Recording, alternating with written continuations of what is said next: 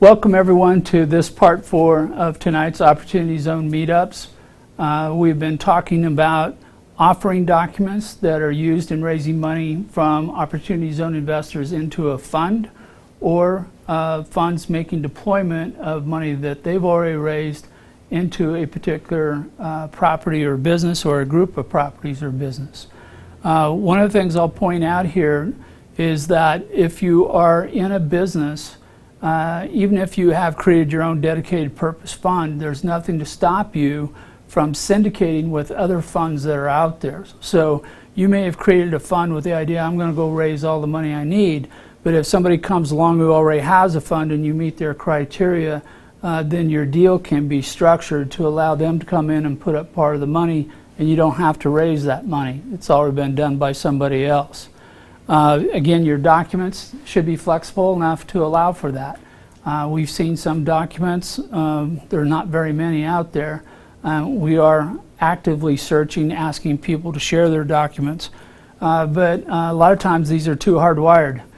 This is the way we're going to do it, this is the only way we're going to do it, and then up pops a fund or somebody else who says, well, if we did it this way, we'd come in. Well, if you don't have enough flexibility built into your structure, you have to unwind everything and start over again, and that takes up time and energy to do that. So in this part, we're going to get into the meat of tonight's program, which are the documents that are used in an Opportunity Zone raise. We're going to talk about common things. Typically, there's a slide deck, an executive summary, an offering memorandum, and an investment contract. Nothing new or different from what is commonly done, whether you're doing a private offering, crowdfunding campaign, or something even more public that requires permission and authorization by state or federal government. And these are intended to walk you through the stages of the pitch, then the show, then the close. So there is a progression that's going to take place. And you want to do this as smoothly, as quickly as possible. And because of the time limits that are imposed by the Opportunity Zone legislation, you actually need to be a little quicker, a little crisper, and moving it forward. Starting with this, we'll look at the slide deck. As was described earlier, it's a quick visual presentation. It may be designed to stand on its own, meaning that you may be able to put this up on your website, maybe YouTube in the right circumstances, or somewhere else. And you want this to tell a story all by itself. So you may need to build in an audio track, you may need to put in certain different wording. I like more visual elements. Even in my written materials that I create, I like to treat this more like a comic book, where the person can flip through all the images and immediately get a feel for what we're talking about and get comfortable with it without having to dive into reading a bunch of text. But in this case, Jeff did a presentation earlier today where he was speaking over his slide deck, and so with the recording that's taken from tonight, he's got that in a package. He can put in a video and it's good to go. Or he may decide he wants to redub the track or film something else, but he's going to have the ability to put this somewhere, so this is working while he's sleeping. Jeff can't be everywhere all the time. There's only so many members on his team. There's so many lunches, dinners, and coffees you can take in a day. And so you want your materials to have that ability to go wherever the internet allows you to go in order to get the word out about what you're doing. And again, your whole idea is to capture interest and say, hey, this is going to be a good deal. This is why. Hopefully you're naming the hot buttons that an investor is looking for, and call me. And let's talk some more.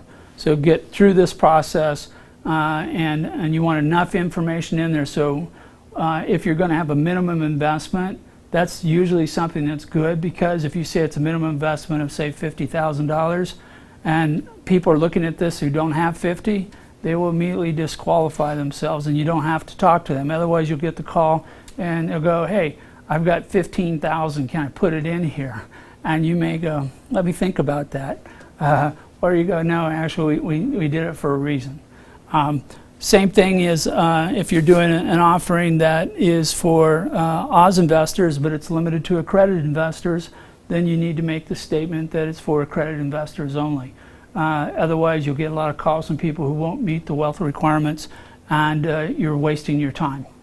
You may have a great conversation, but it may not lead anywhere. The executive summary will contain a lot of the same information you're going to see in the slide deck. It's an overview, it's a summary. It's what we call a 30,000-foot executive viewpoint, where you're trying to show them everything in a hurry, again, in not too much depth, but enough to serve the purpose that the person can tell what you're doing, where you're going, what you're trying to accomplish. I can see if they fit into the deal. So if we're talking about jobs generation, then that should be profiled. If we're talking about helping with workforce housing, that should be profiled.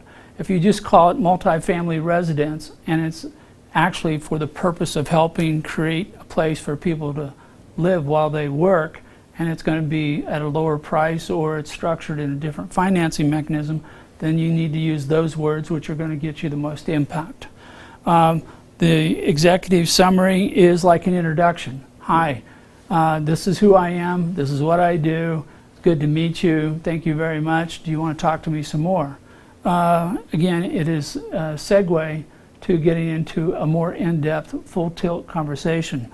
I typically will write the executive summary as a 2-page flyer, no longer than that if I can help it, because it has to be short enough somebody will actually read it. If you go to multiple pages, it automatically goes in the wrong stack on the desk.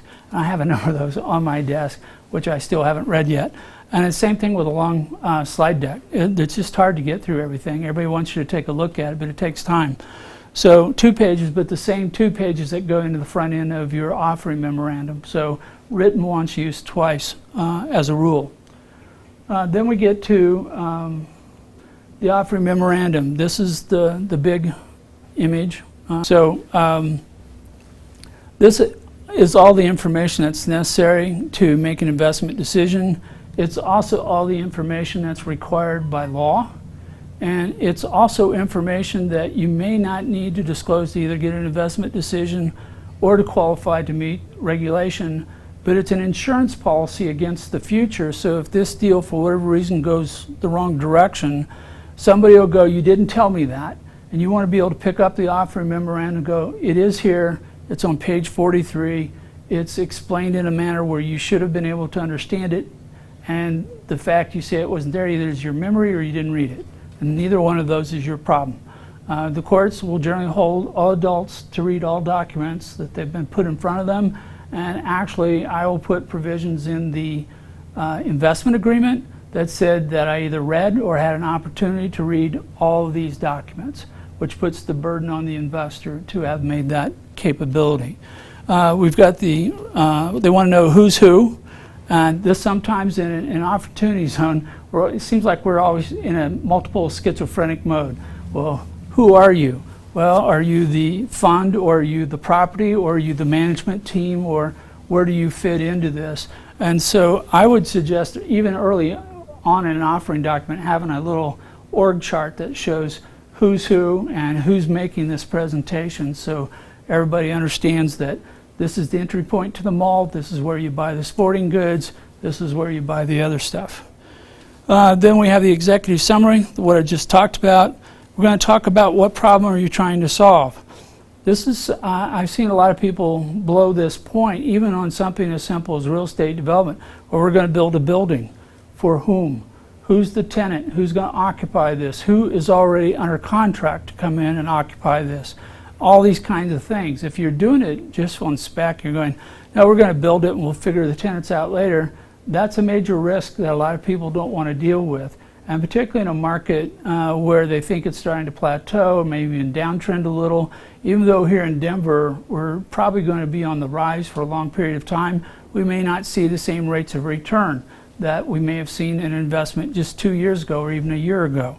If we're dealing with the hemp industry, where everything's uncertain, but we know more people are coming into the market, so sooner or later prices have to fall, then all these things have to be recognized. So what challenge are you trying to do? What problem, however you want to phrase that, what's to be solved, and then how are you doing that.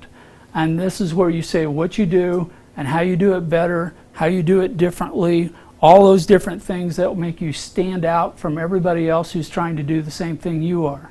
And in this case, we're not dealing with certain things in technology. We've got a couple technology things that could be opportunity zone projects. And then you have to remember that even though you have something new, the vast majority of people prefer the status quo or doing nothing new. Change is hard on people. It takes time, takes risk, and a lot of people just don't want to go there. So any change is a challenge to doing anything new. You put all that in there, and then you talk about the deal structure. Now that you know who they are, what it is this is all about, you're saying, I'm going to sell you so many shares for so many dollars. And this is the deal. If there's more than just money changing hands, so for example, I may have a real estate project. I'm going, if you invest this money in here, Mr. Prime Contractor, I'm going to make you the prime contractor on this particular project. So the potential is that they can make more money fulfilling the prime contractor contract than they will on the investment. But by making the investment, they have secured unique sole bidding on that particular job. And so as you're now stacking benefits, those have to be spelled out that, oh, we have a bunch of options here in the cafeteria. In addition to your money, if you're one of the following, we may be able to strike a special deal. And you want those listed so that it's, again, obvious and easy for somebody to go, oh, I can pick up a neat contract to put in all the plumbing and sewing, all the roadways or whatever it is on this project by just putting in $50,000 when I might make $400,000, $500,000 in profit on my portion of the work. This is a real good deal for me. I'm going to do this. Then we get to the team. The team is the people who are involved in running the show. On almost every weighted scaling scoring card, anything that's out there, the team makes up about 65 to 85% of the reason why anybody invests in anything. It's who they are, what they know, how competent they are, have they worked together as a team, all these things that you commonly refer to in a sports setting, these all apply in an entrepreneurial setting. And so if a person's been there, done it 20 times, there's a high confidence they can do it a 21st time. If they somehow have a low batting average because 3 out of their last 10 projects bombed, you're asking, well, why did that happen? There better be a good reason for that, but I'm getting nervous now. But they're going to be looking at all those kinds of things. And too often, teams are incomplete. There's 2-3 guys, they all get together, they don't cover the entire span of skills that are needed, even though they've been there, done that a lot of times. They don't have a board of directors that extends beyond themselves. They don't have a board of advisors that surrounds them of every skill that might contribute to the success of this project. And these things all can be done with a relatively small amount of effort. The single thing I've told people who are trying to raise money for the least amount of money is build up your board, build up a board of advisors. So least amount of effort, greatest credibility. Because every person who's standing around you who's an advisor or director is an endorsement of you and your capability and who you know. And the larger the group, it gets almost overly impressive. They're like, wow, person knows everything there is to know, knows everywhere to go. There's no gaps left anywhere. This is a good deal. Even if they don't understand the underlying premise, this many people getting together for a new entrepreneurial party is very attractive. Then we get into the risk. You have to explain everything that could go wrong. It doesn't have to be exhaustive, but you have to hit all the high notes here. If there's a permitting problem in real estate, if the technology may never work or it may not work in scale, if it's dependent upon third parties that you can't control, we get into scenarios where there's just too many questions. These have to be identified. If there's a potential for massive regulatory oversight in an industry in the near future that could put you out of business, that needs to be in here. If it's disclosed, it's on the investor. It's not on you. If it's not disclosed, it's your problem. And if they think you should have disclosed it or you concealed it, then you go beyond breach of contract and you move into misrepresentation and fraud claims in the offering. And then usually there's projections. Projections are your best forecast of the future. I typically will have every assumption upon which I relied in making my forecast. I put those into the offering document. Again, everybody can argue with every one of my assumptions. I don't care, but the fact that I have 100 assumptions shows I kind of know what I'm doing, or I understand what the situation is, and I'm improving my credibility. And if we have something where somebody argues with it, then they're a long ways deep into the decision process before saying they're going to bail out. And they might say, well, I think that's a concern. Well, if I got insurance like this, would that cover you? Yeah, that would be fine. So you take care of that particular problem and patch it up. So this is your primary document. Apologize that we don't have these highly valuable images to go along with this, but tonight's not my night for the technology working. Our last document in our key is the investment contract. We spoke about this before. This should be written so that it's understandable to the person who's signing it. For whatever reason in this country, lawyers write contracts for other lawyers, and neither side really understood what's in the contract. That leads to misunderstandings, it leads to problems, and sometimes to litigation. So I try to make sure that the contract is written at the lay level, it's written as a process, it has quantifiable outcomes for each task that's to be performed, and they're sequenced, and it looks more like a flow chart than it does like a classical contract. It just happens to be an agreement that clearly spells forth the obligations of each party and the conditions for all those obligations. Now, what a lot of people will find is you need to demonstrate something. You've got everything on paper, everything sounds good, looks good, but there's just not enough confidence yet, so you have to do what are called demonstrations. This may be a tour of your operating facility. Hey, look, we told you we make this stuff. We actually do. This is my building, these are my people, they know my name, you know, kind of things. Or I want to see the technology work. I want to see something larger than Ben's scale. I want something that's a large enough scale that it'll work at the size we need it. It can be any number of things, but these are confidence boosters. And you should think through this carefully, again, because of the time required to do this. Usually you have to break out your time and do something, whether it's a tour or a demo. But done correctly, it gives that understanding, that confidence, that professionalism to the overall presentation that will be needed by the vast majority of the investors. Then we get into what I call targeted documents. This is where if you are making a pitch to different investment groups with different deals, don't use one-size-fits-all document. Create specific things. You have a core of information, the team, all these other things will remain the same, but you may emphasize different things. Your executive summary and your slide deck are going to be the things that get most changed.